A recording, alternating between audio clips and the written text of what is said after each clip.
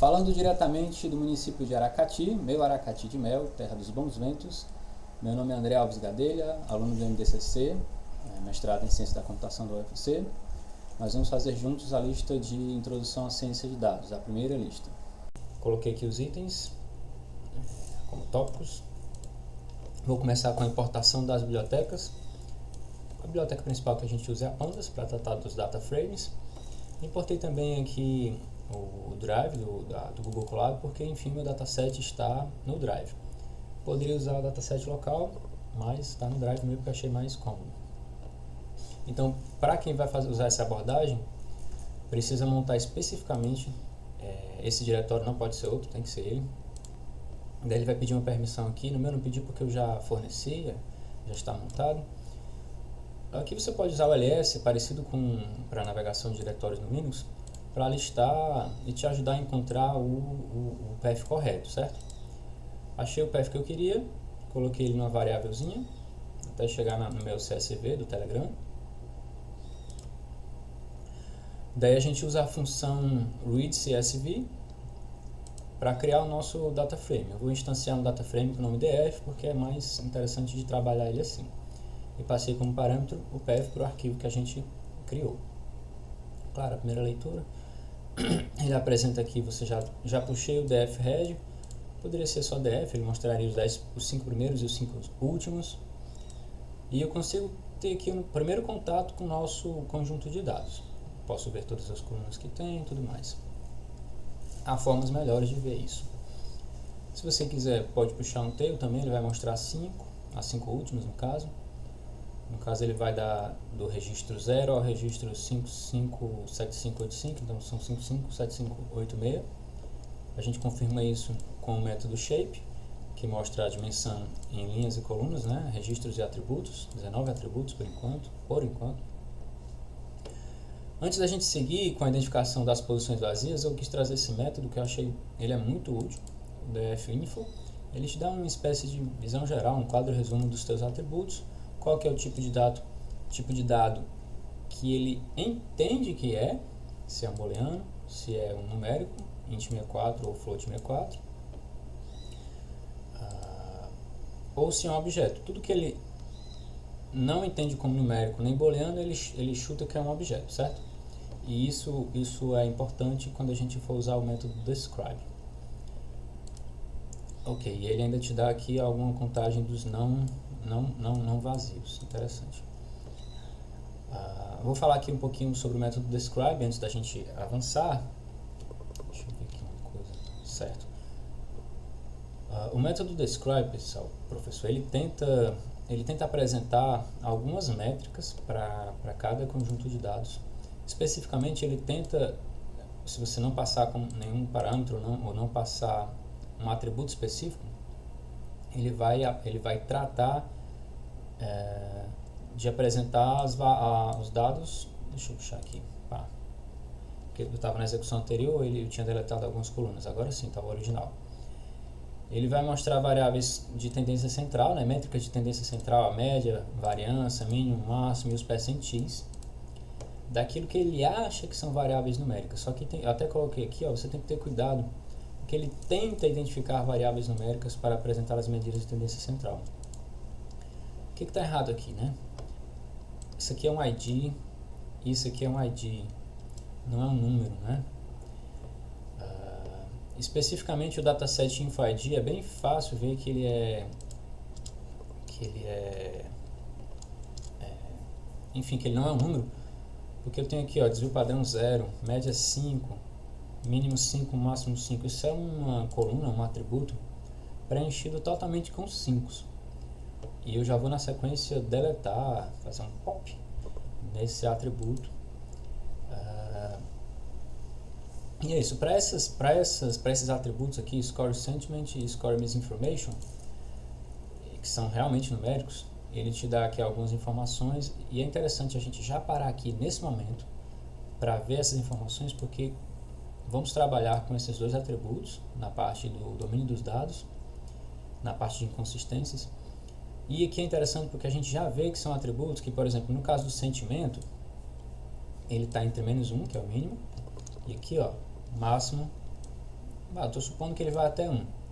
O máximo encontrado foi 0,99. Eu vou entender que o domínio dos dados vai de menos 1 a 1. De forma análoga, para Score Misinformation, eu vou entender que o mínimo é 0, aqui, e que o máximo é 1. Perfeito. Vamos avançar na nossa análise. Vamos finalmente para o item. Aqui eu estou só mostrando uma outra abordagem para o describe. Em vez de puxar df.describe, você pode utilizar df. O nome do teu atributo, .describe. Então ele vai aplicar esse método unicamente para aquele atributo.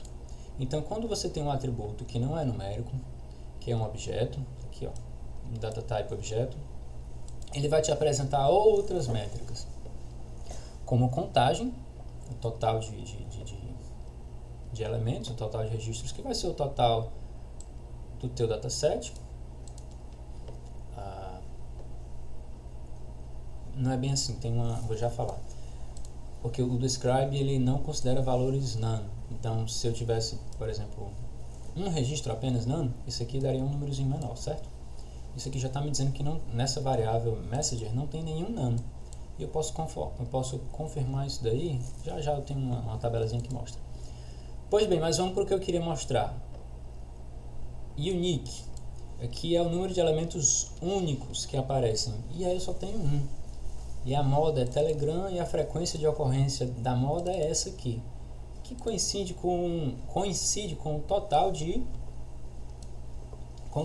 elementos, de registros do meu dataset.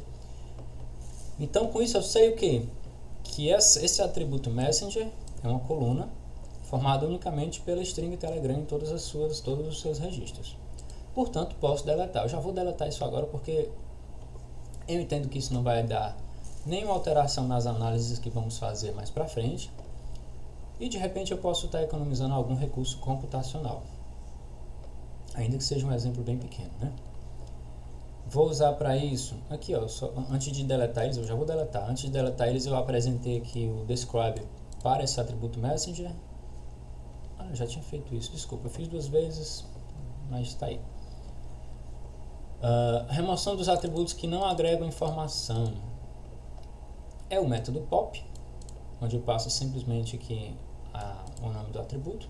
Então deletei ele, eu vou ficar com o meu data frame original df, apenas sem esses atributos. Eu imprimi aqui a nova dimensão deu 17. Eu tinha 19, caí para 17 atributos. E eu puxei aqui o df.sample para pegar 5 amostrinhas. Inclusive se eu executar, toda vez que eu executar é para dar diferente. Ele deu um errozinho aqui, professor, só porque eu deveria ter colocado sample em outra caixinha de execução, porque ó, acabei tentando executar novamente esse pop e ele puxou um exception, ele apresentou um exception dizendo que não tem esse atributo para deletar, mas o professor vai entender, né? Pois bem, vamos aqui ao próximo item da lista, identificar e listar as posições das células contendo valores faltantes, ou seja, none, ou a string vazia, né, entre aspas. A função básica que vou utilizar para isso é a isNull.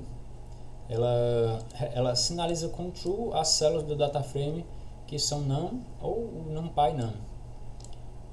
Então ele vai me retornar um dataframe da mesma dimensão do dataframe original do DF, porém contendo true ou false. Ele vai sinalizar com true aqui onde ele encontrou um valor que é none.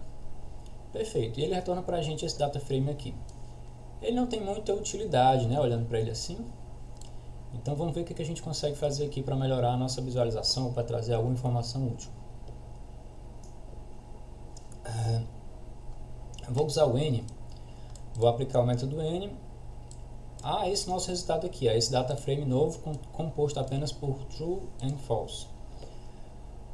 O n, professor, ele retorna um true se ele identificar naquela série pelo menos um elemento que seja true. E qual que é a série? A série pode ser ao longo de um eixo vertical ou ao longo de um eixo horizontal.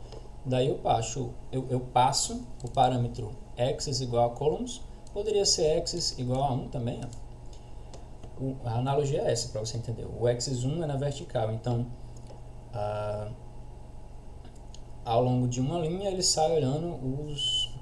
Aliás, ao longo ele vai agregar ao longo das linhas, né? Ou seja, verticalmente, linha por linha ele agrega, no caso agrega o que? As colunas. Então, se qualquer um dos atributos em uma linha tiver verdadeiro, ele vai retornar um verdadeiro, indicando que naquela linha, naquele registro, existe um atributo faltante, certo? Por que eu vou fazer isso? Eu basicamente agora tenho os índices dos meus registros e true apontando que tem um registro faltante.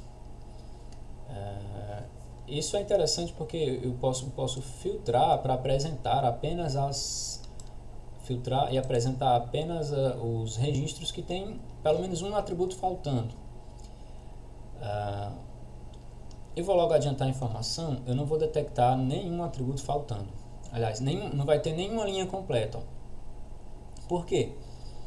Se você olhar aqui, o que ele me retornou? Ele me retornou o meu data frame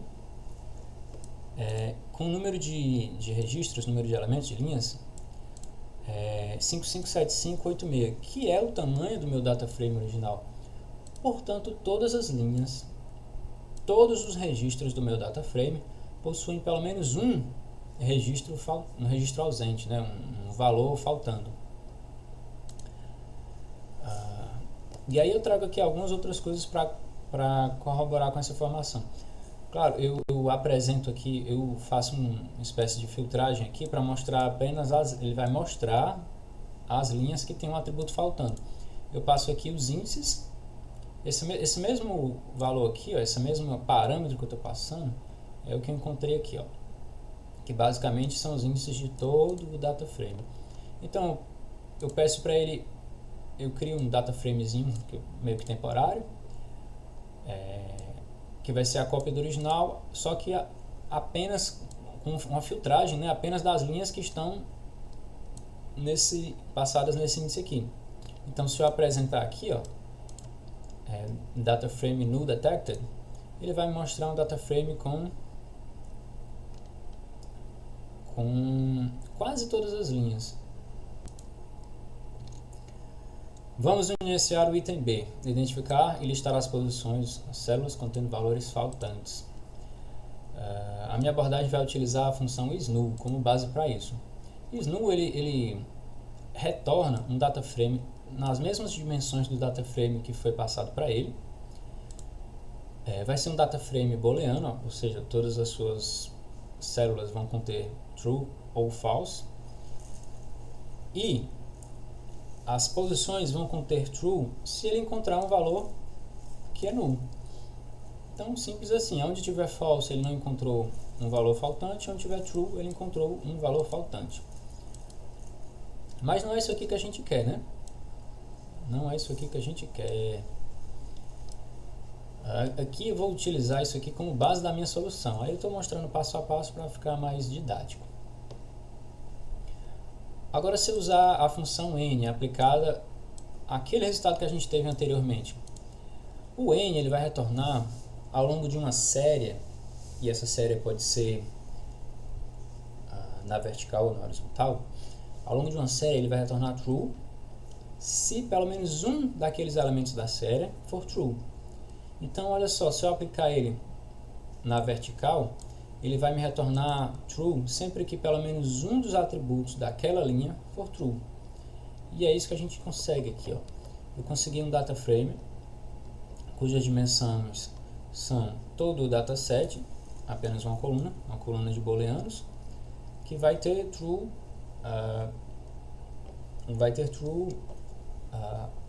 em todas as linhas que forem identificadas pelo menos um elemento faltante. E agora, se eu quiser apresentar somente as linhas, apresentar meu data frame completo, mas apenas com os elementos faltantes, né? com aquelas linhas que tem um elemento faltante. Eu pego essa mesma, digamos assim, esse mesmo resultado que eu consegui aqui, eu vou usar ele como uma máscara, eu vou passar ele como o índice dos elementos que ele vai apresentar. No caso, eu vou copiar isso para um data frame auxiliar, que eu vou chamar aqui de df null detected, e vou apresentar ele aqui.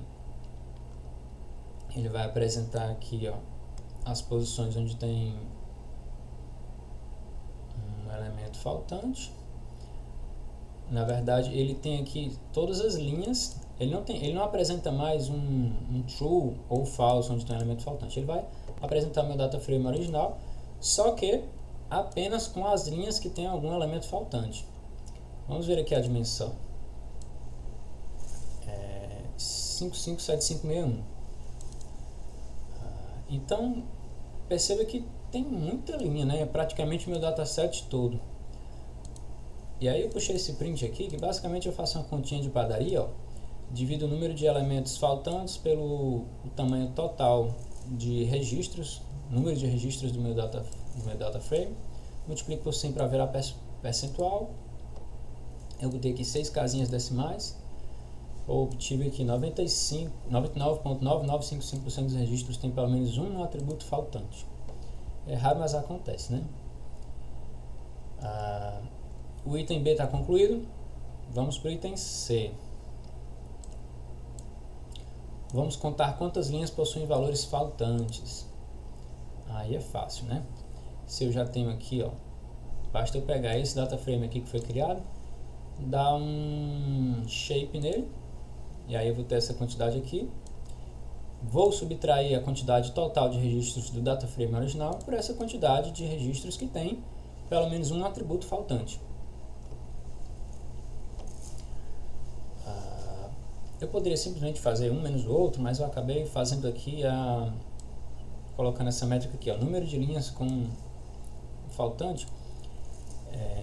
Eu peguei esse resultado aqui, né, ó, e somei o número de linhas. Se você for ver esse resultado aqui que eu estou falando, ó, é um data frame com true and false. Se eu usar esse método sum, ele vai simplesmente, é bem mais eficiente. Ele vai somar todos os true aqui com o número 1 e vai me dar o resultado. Se eu imprimir aqui, ó, 557561. De forma análoga, eu poderia fazer, e vai ter quem tenha feito isso, com a função len também, né? Mas é computacionalmente um pouco mais custoso. Eu não fiz, inclusive. Deixa eu começar aqui, beleza. Então tá aqui, o número de linhas com pelo menos um elemento faltante é esse. Esse é o resultado do item C. Com o bônus eu coloquei até aqui assim só o inverso, né? Quantas linhas estão limpinhas, ou seja, sem sequer um atributo faltante. É só fazer o total do meu data frame, total de linhas, menos o número de linhas com um atributo faltante. Obtive 25 como resultado. 25 como resultado. Vamos para o item D. Para cada coluna feature, contar quantas linhas possuem valores faltantes. A gente vai partir da mesma estratégia, só que para cada linha, né? Se eu usar aquele método def_null, ele vai me retornar todo o data frame, não é? Com true and false. Eu vou usar o sum, só que passando como parâmetro o eixo vertical, aliás, o eixo das linhas, né? Então, ao longo das linhas, ele soma quantas vezes aparece true nas colunas que tem naquela linha, né? Em cada linha ele soma quantas vezes aparece o true nas colunas, nos atributos que compõem aquela linha. Então eu consigo um data frame que vai ter, na verdade, como índice o nome dos atributos e a contagem de número de elementos vazios, de elementos none, naquele atributo. Essa tabela aqui, ela é ótima, a gente já fazer uma análise inicial dela aqui, porque ela já me diz, por exemplo, que travazap não vai ter nenhum elemento vazio. Travazap é um booleano. Então, se eu sei que só tem true ou false e não tem nenhum elemento vazio, eu já tenho um bom ponto de partida para a análise que eu vou fazer lá na frente de inconsistências. Outra coisa interessante, os dois atributos que estão relacionados à data, que é dateSystem e dateMessage, também não tem elementos faltantes. ScoreSentiment tem alguns, misinformation tem vários. Pois bem, tá aqui o nosso resultado do item D. Vamos para o item E. Identificar e listar as linhas repetidas ou duplicadas. O método do Pandas que a gente vai utilizar como base para essa solução é o duplicated. Ele retorna uma série de booleanos denotando as linhas duplicadas. Então eu vou criar aqui um data frame auxiliar chamado df duplicated rows, que vai simplesmente receber as duplicadas. Só que eu tenho um parâmetro que, por padrão, se eu não apresentasse ele faria o seguinte, ó. Vamos supor que eu tenho uma linha que tem André, André, André. Ele marcaria um true apenas na primeira ocorrência da duplicada. Então, André, aí ele não ia substituir André, ele ia colocar aqui false, ou seja, ainda não é duplicado. O próximo André é a primeira duplicada, então ele colocaria true. E nos próximos, adiante, ele colocaria true também. Porém, eu quero marcar true em todas as ocorrências de uma duplicada, inclusive na primeira. Então, é preciso, ó, esse parâmetro aqui, você vai ver lá na documentação, você coloca ele como false. Então, ele não vai manter a primeira ocorrência como false, vai colocar true em todas as ocorrências. Tranquilo, faz essa cópia de data frame para df duplicated rows. Vou executar. Então, para todas as linhas onde pelo menos para todas as linhas onde existe uma duplicada, ele apresenta as duplicadas. Olha, tem um monte de falso aqui. Será que todos são falsos mesmo? Vamos ver aqui rapidinho. A gente descobre isso em um segundo. Porque essa apresentação aqui mostrou as primeiras linhas e as últimas linhas, mas eu posso já de cara descobrir se... eu só vou ter um elemento único. Esse elemento único é o false. E ele aparece essa quantidade de vezes aqui, que coincide com o tamanho do meu dataset, com o número de registros do meu dataset. Isso significa o quê? Que este resultado ele é composto único e exclusivamente por falsos. Isso me diz que não tem nenhuma linha duplicada, pelo menos considerando todos os diversos atributos. Acho que está com 17 nesse momento, que eu deletei 2, né? Perfeito. Então aqui, identificar e listar as linhas repetidas, duplicadas. O meu resultado vai ser que não tem nenhuma linha duplicada. Mas de qualquer forma, eu vou mostrar aqui como você conseguiria apresentar essas linhas duplicadas.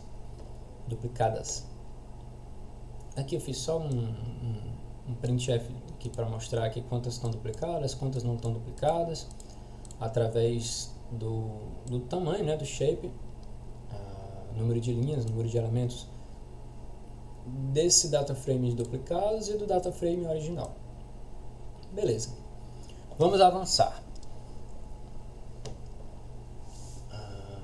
Aqui eu mostraria os registros duplicados, se houvessem, né? Eu passaria este data frame aqui, ó, com os índices de onde eu tenho elementos duplicados, como máscara para o meu data frame original. E assim ele exibiria apenas os elementos duplicados.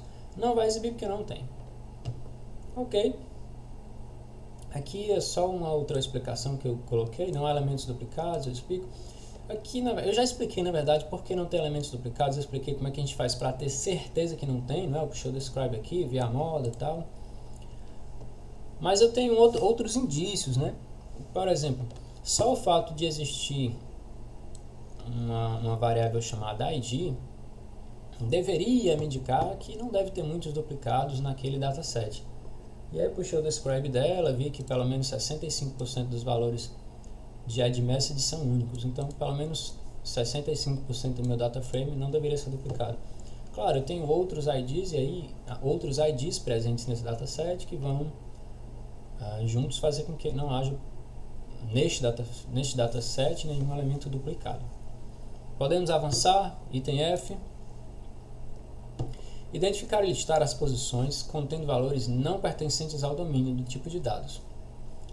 Aqui, professor, eu acabei fazendo já o que se esperava do item M, identificar inconsistências entre os atributos, em parte. Então, antes de começarmos esta análise, eu puxei aqui o info desse data frame para a gente dar uma olhada aqui, os tipos de dados, o que a gente espera deles, o domínio. Temos alguns atributos que são booleanos. Para estes atributos, o que eu vou fazer? Para identificar uma inconsistência com relação ao domínio. Eu vou puxar o método snu para ver se não tem nenhum vazio e vou verificar se cada elemento realmente é um booleano. Se houver alguma inconsistência, eu aponto essa inconsistência em uma coluna a mais que eu vou adicionar no meu dataset, chamada erro nos atributos, certo? De forma análoga, eu vou fazer uma análise aqui para score sentiment e score misinformation. Vou ver se elas estão dentro daquele range que nós vimos quando puxamos o método describe no data frame. A gente viu que score sentiment está entre -1 e 1 e que ele é um float. Então essas são as duas verificações que eu vou fazer. Além dessas duas, claro, para todos esses elementos eu vou verificar se não tem nenhum valor none, certo? Para score misinformation eu vou verificar se o valor está entre 0 e 1. Para as que são do tipo objeto, eu vou verificar simplesmente se é um string, que é o que dá para fazer. Tem um ID aqui, que eu acho que em algum ponto aqui tem um ID que eu verifico se pelo menos se ele é positivo, já que é um ID. Os que são hash não tem o que fazer, os que são hash, tem dois IDs que são hash, que simplesmente eu verifico se é um ID ou se é um string e isso está faltando. Vamos aqui para, eu já falei de forma geral como será a minha abordagem. Vamos ver o código. Faltou uma coisa aqui. Para entregar um pouco mais de valor a essa análise, eu resolvi fazer o seguinte. Para esses dois atributos que são data, date message e date system, eu vou verificar se são datas que são valores corretos, né? Se tem algum mês que não está certo, como o mês 13, ou como o dia que não pertence àquele mês, ou uma hora que não pertence à faixa de valores esperados para a hora. Faça essa verificação de inconsistência, certo? Aí já seria a inconsistência lá do item M. Mas já faço tudo aqui. Vou começar a explicação por essa parte das datas. Para que eu possa manipular essas datas e verificar utilizando o que eu quero usar, que é...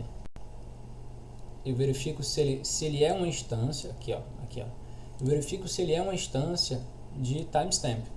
Para isso, eu preciso converter ele primeiro para timestamp, porque ó, ele está como objeto aqui, perceba?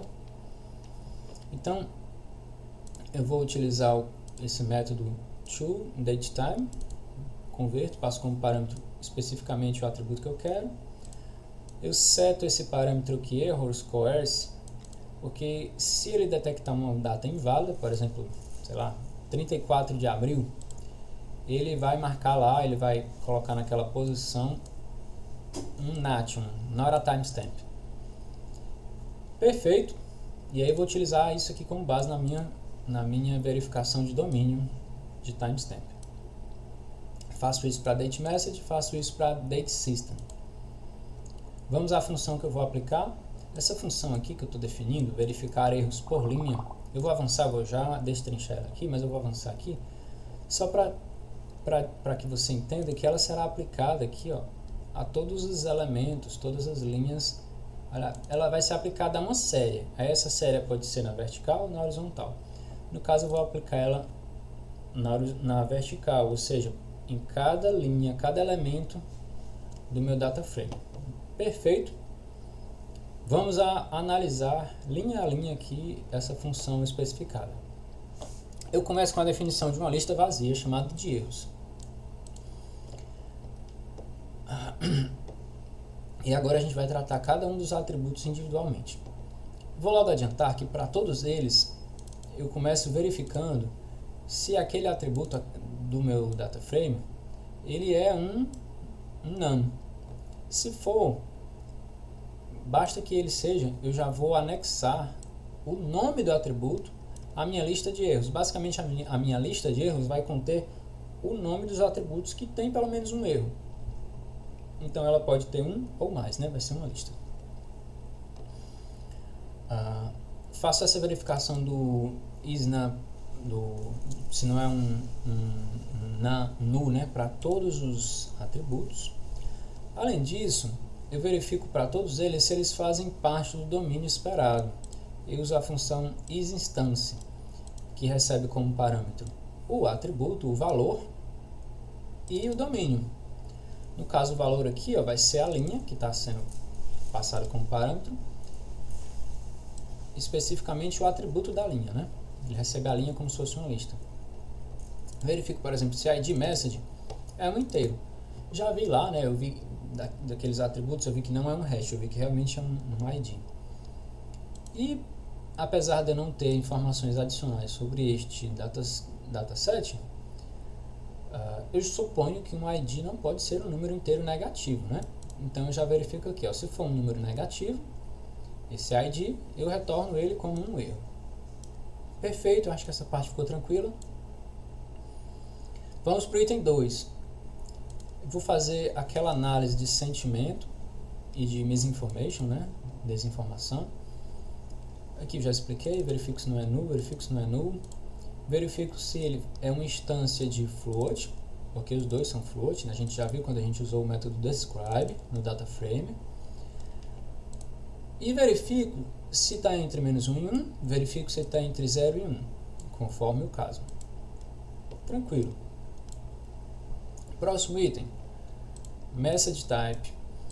Aqui simplesmente eu consigo verificar se ela é um string, é a única ideia que eu tive, tá? Dada a complexidade e o tempo. De forma análoga eu faço essa mesma verificação para as datas. Aqui eu gero uma listazinha, né? Gero uma listazinha para percorrer com o nome dos atributos. E para cada uma dessas linhas eu faço a verificação se ela faz parte do domínio timestamp, se ele é um objeto timestamp do meu data frame. Vai ser, né? Porque eu converti. Aqueles que eu converti e não puderam ser convertidos porque tinha algum erro, um número fora da faixa, ele converteu para um not a timestamp. Se for um not a timestamp, ele vai entender que isso aqui não faz parte do domínio. Isso aqui vai retornar true. Aliás, ele vai retornar um false, que vai retornar um none, que vai fazer com que esse erro seja appendado, seja anexado a minha lista de erros. Perfeito. Vamos aqui ao item 6. Campos esperados como string não deve ser string null. Aqui, assim, para todos os outros que eu não consegui identificar nada de muito relevante para ser analisado, e que são variáveis do tipo, são atributos do tipo objeto, para todos eles, id member anonymous, que é um hash, id group anonymous, que é um hash, media type, para todos eles, eu vou simplesmente verificar se são, aqui string. A análise é a mesma das outras, tá? Gera uma listazinha com esses objetos, do tipo campo objeto, verifico um a um, se for, eu appendo o erro. Eu appendo na lista de erros o nome daquele atributo. Perfeito? Item 7 e último. São as variáveis do tipo booleano. Então eu verifico se elas são instâncias de booleano para cada um deles. Aquele que for vai ser appendado, vai ser anexado à lista de erros. Eu retorno esses erros. Esses erros eles são colocados em um novo atributo, uma nova coluna que vai ser inserida ao final. Vai ser a 18ª coluna. Vamos fazer aqui. Ele demora um pouquinho, não muito, mas acho que uns 30 segundos, tá? Enquanto ele faz aí, eu vou explicando. Já executei o DF, mostrando aqui, a minha coluna que foi criada, erros nos atributos. Ela é uma lista, né? Aí vai conter aqui score misinformation, media, vai conter o nome de todos os atributos que contém pelo menos um o que eu vou chamar de erro, que seria algo fora do domínio ou algo inconsistente. Ok, ficou com 18. Ele tinha 17, agora tem a 18ª coluna. Já ele termina de executar. Item G, eu estou inquieto com isso. Item G, cria uma coluna chamada caracteres, contendo a quantidade de caracteres da coluna text. No caso é a coluna text anonymous. Text content anonymous. Tranquilo. Crio uma nova coluna chamada caracteres. A partir de um data frame que contém esse texto, claro, eu vou aplicar uma lambda function que funciona basicamente o seguinte, ó. Essa lambda function vai me retornar o tamanho de x, onde x é cada valorzinho de cada linha desse atributo, que é o texto, vai me retornar o tamanho, né? Tamanho da string, que vai ser o quê? A quantidade de caracteres. Claro, se aquele texto ele for uma instância de string, de repente é um vazio, né? Se não for uma instância de string, ele retorna 0. Tranquilo, tranquilo. Consegui mostrar um recorte do meu dataset, onde eu tenho aqui só para mostrar que deu certo, né? Eu conto aqui o número de caracteres. Se eu pegasse um que tem poucos caracteres, vou pegar aqui uma amostrazinha aleatória para ver se eu acho algum que tem poucos caracteres. Nenhum que dê para contar, né? Mais uma vez, será que eu consigo? 18. Boicotem a natura. Dá para contar. 18 caracteres. Perfeito. Item H. Cria uma coluna chamada words. Estou animado, já está no final. Chamada words, contendo a quantidade de palavras da coluna text. Se eu já sei pegar a quantidade de caracteres, aplicar uma função a cada um dos atributos de texto, eu posso simplesmente utilizar o método split, que é nativo de string, né, do Python, onde ele vai me pegar aquela string, vai separar. Eu não passei nenhum parâmetro, porque por padrão ele separa pelo espaço em branco. O espaço em branco é o delimitador que separa palavras, né, que é o que a gente está querendo pegar aqui. Então vamos do começo. Eu vou explicar de dentro para fora, tá? Vou começar pela lambda function. Minha lambda function vai para cada valor que ela receber, que ela for tratar, ela vai retornar o tamanho do parâmetro, que é um string, separada. Então eu vou ter aqui uma listazinha eu vou ter uma lista de palavras separadas. E aí, se eu somar o tamanho dessa lista, eu tenho o número de palavras. Então tá aqui, lem. Claro, só vou retornar isso se esse meu valor, no caso o x, que vai ser cada um dos textinhos, se for uma instância de string. Senão retorna 0. Perfeito. Essa lambda function vai ser aplicada a todos os elementos do atributo text content e vai ser criada uma nova coluna, um novo atributo chamado words. Perfeito. Imprimir aqui o dataset completo. Vamos aqui rapidinho, só para mostrar, né? Não custa nada, fica legal. Vou mostrar aqui o 19, que acabou de ser criado. Eu executei para ele ser criado, acho que eu não executei, né? Agora que eu executei, ele foi criado. E eu consigo mostrar as palavras. Legal, né? 1, 2, 3, 4, 5, 6, 7. Mas não está todo aqui. Foto de William, 3 palavras. Perfeito, está funcionando, tá joinha. Vamos para o item I. Crie uma coluna chamada viral, contendo o valor 0. Se o texto da mensagem for um valor do campo text, é a nossa text anonymous. Desculpa. Se não for encontrado em outras linhas, no caso contrário. Perfeito, aqui a base da nossa abordagem vai ser novamente o método duplicated. Aqui eu crio uma coluna nova, vou aplicar este método a este recorte do data frame, que é apenas o atributo text content anonymous. Então eu vou retornar true sempre que eu encontrar uma linha duplicada. E eu vou usar o keep false, vou explicar novamente, para que eu marque como true desde a primeira ocorrência de uma duplicada. Perfeito? E aqui eu vou retornar ele como um tipo inteiro, ou seja, em vez de retornar um true, eu retorno um 1, que foi o que foi solicitado na questão, né? Como foi solicitado o true. Perfeito, vamos executar.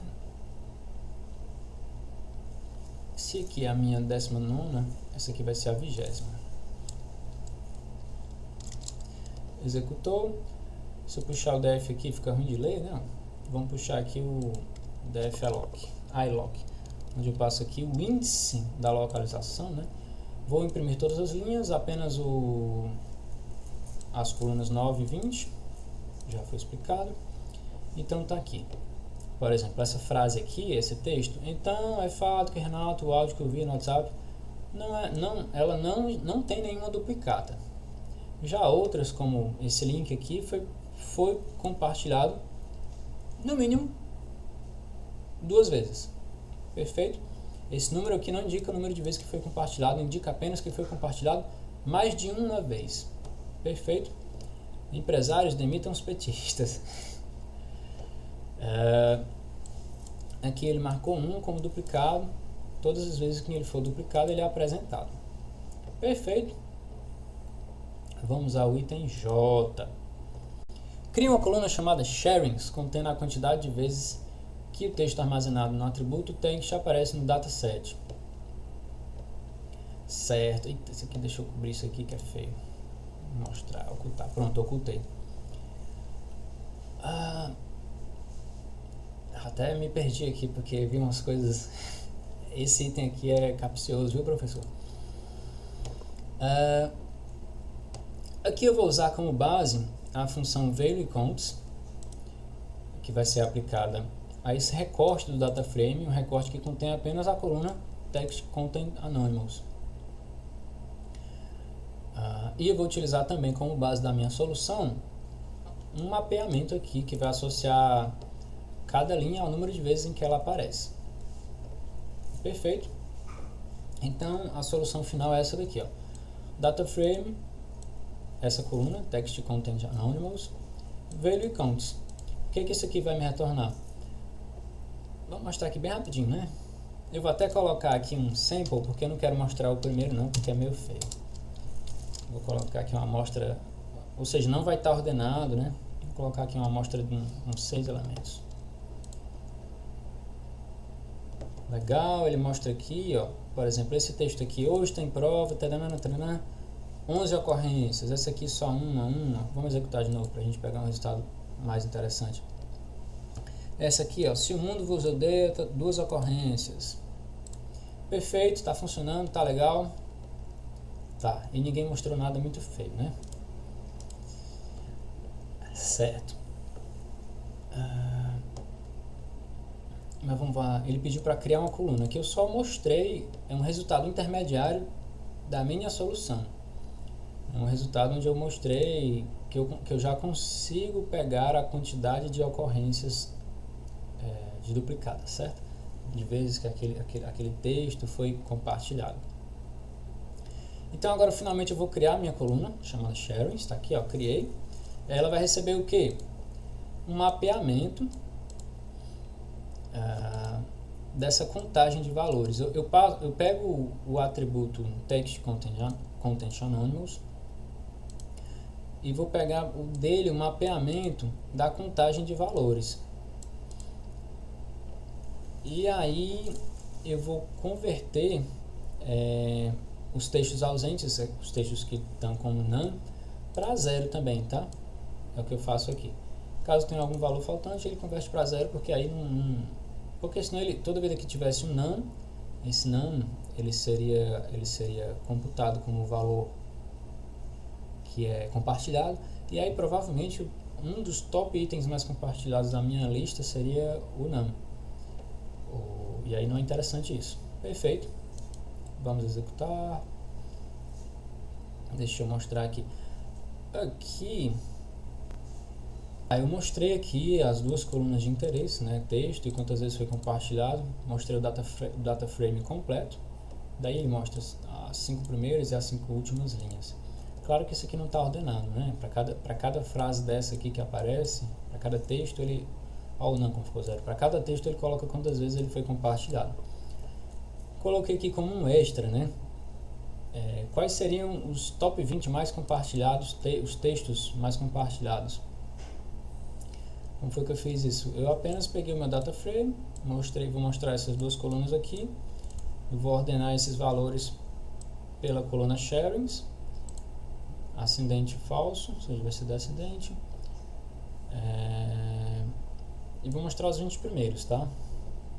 Tirem as crianças da sala, pois bolsonaristas estão conversando. É isso aí, vamos passar bem rápido. Cria uma coluna chamada sentiment, contendo os valores -1 para negativos, 0 para textos neutros e 1 para textos positivos. Olha, a gente já tem um atributo chamado score sentiment, ele vai ser a base da minha solução.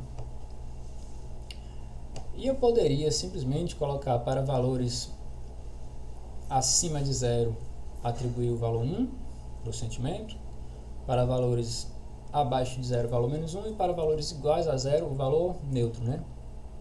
Atribuir dizendo que é neutro. Mas eu achei essa uma solução bem pobre, porque deve ter vários valores no entorno do 0, ali pertinho, né?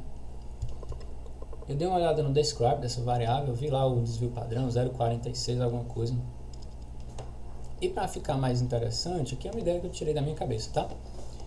Eu resolvi classificar esse sentimento conforme uma distânciazinha do desvio padrão. Tudo aquilo que está acima de meio desvio padrão, positivamente acima de meio desvio padrão, é um sentimento positivo. Tudo aquilo que está abaixo, negativo, de meio desvio padrão, é um sentimento negativo. E tudo aquilo que está no entorno do 0, mais ou menos meio desvio padrão, é um sentimento neutro. Eu achei uma boa abordagem. Então eu começo definindo o meu sigma. Eu já tenho esse sigma, né? Está lá no meu dataset na função describe. Então eu pego a df, score sentiment, describe, pego aqui esse valor de standard deviation. Perfeito, já tenho o sigma aqui guardadinho. Defino uma função. Essa função que será aplicada a todos os elementos da coluna score sentiment, a qual vai compor a minha nova coluna chamada sentiment.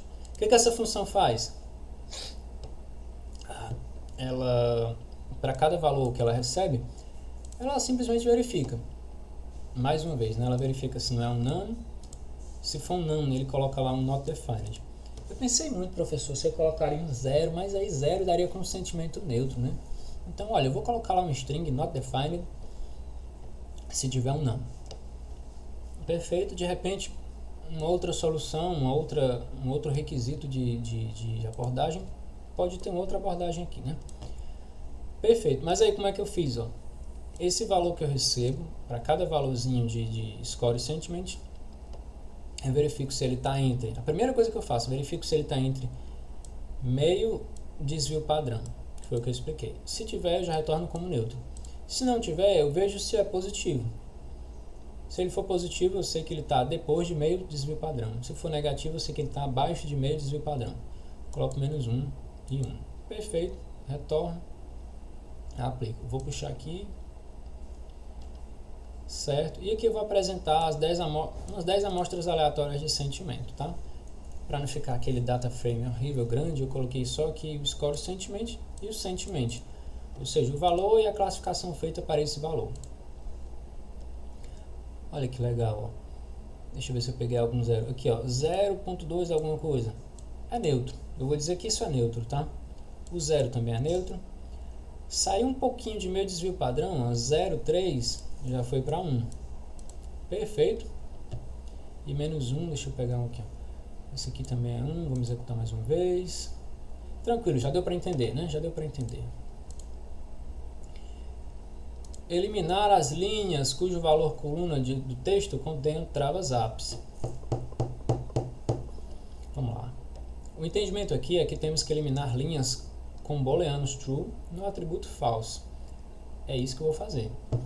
Sobre essa abordagem, o professor enfatizou bastante que talvez deixe escapar algum travazap. Portanto, eu vou iniciar verificando se há outros valores, além de true ou false no referido ao atributo. Vou usar quem? Describe, né? Puxo describe aqui só para vocês verem. Ele só possui dois valores únicos, que vão ser true e false. Então eu sei que não vai ter nada além de true ou false. E aí eu até coloquei aqui, ó, somente a true e false. Puxei um printzinho F aqui. Então eu não vou me preocupar com isso daqui. Pelo menos para esse dataset eu acho que é seguro fazer dessa forma, tá?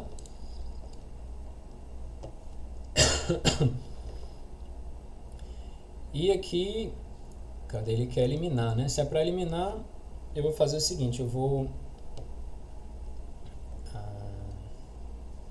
cadê aqui? Deixa eu executar. Meu data frame vai receber vai receber apenas com os índices daqueles que são falsos, ou seja, que não tem travazap. O atributo travazap. Vamos ver se deu certo. Eu vou executar aqui 10 amostrazinhas aleatórias. Fiquei com false em todas. Será que são em todas mesmo? Eu posso até puxar o describe aqui na sequência, né? Para ver se deu certo. df.travazap.describe. Describe.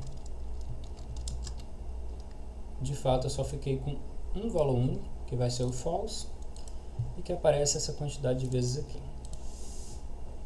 Identificar inconsistências, eu marquei aqui como cumprido no item F, porque o que eu faria aqui? Verificar se algum valor de score está fora da faixa, se tem alguma coluna que eu poderia simplesmente deletar, porque todos os elementos são repetidos. Eu já fiz isso lá no começo, eu deletei aquela coluna que tinha Telegram, eu deletei aquela coluna que tinha o ID do dataset com o número 5. Então eu vou entender que aqui eu já cumpri. E como um bônus aí, um extra, eu até trouxe isso aqui, ó. Qual foi o dia em que o grupo teve o maior número de mensagens? Muito massa isso aqui. Só usando o describe eu vou conseguir fazer isso aqui, tá? Eu peguei aqui, ó, df.dateMessage, a data com que aquela mensagem foi inserida, né, no sistema, e puxo aqui o value count. Tá, isso aqui vai me dar para cada mensagem o valor de ocorrência dela. Mas perceba que isso não me traz uma informação útil, porque ele está considerando o timestamp completo. Então, isso aqui está me dizendo que 62 vezes, nesse mesmo instante aqui de hora, minuto e segundo, chegaram 62 mensagens. Mas eu não estou interessado no timestamp que mais teve. No timestamp em que o grupo mais esteve movimentado. Eu estou interessado no dia que o grupo esteve mais movimentado. Então eu vou criar uma nova colunazinha aqui só com a data, tá? Vai ser bem rapidinho. Eu vou filtrar aqui, ó, eu vou criar a data da mensagem. Aqui eu acabei convertendo de novo, apenas com a data da mensagem. Aliás, eu vou converter para date time. Eu já tinha convertido, né, anteriormente, é porque quando eu fiz esse bônus aqui foi antes de fazer aquele item. Crio finalmente a minha nova coluna, faço a contagem por dia através novamente do value count, nesse atributo aqui data, que foi o que a gente criou. E o dia mais movimentado é simplesmente aqui, ó, o IDXmax, no atributo contagem por dia. E aqui eu tenho a quantidade, né? E aí eu imprimo aqui, ó, o dia, deixa eu fazer aqui. O dia com mais mensagens foi o dia 22, aliás, o dia 2 do 10, com essa quantidade de mensagens. E eu ainda imprimi aqui, ó, cadê? Eu puxei o head, cadê o head aqui que eu puxei? Não está mostrando. Tá aqui, ó, Red 5, contagem por dia. Esse foi o dia mais movimentado, esse foi o segundo mais movimentado. Se eu não me engano, esse aqui foi o dia do resultado das eleições, dia 2 de outubro. Esse aqui foi quando começaram aquelas manifestações em frente aos quartéis. É isso, professor. Espero que tenha sido legal, que tenha sido divertido. E vou encerrar a gravação.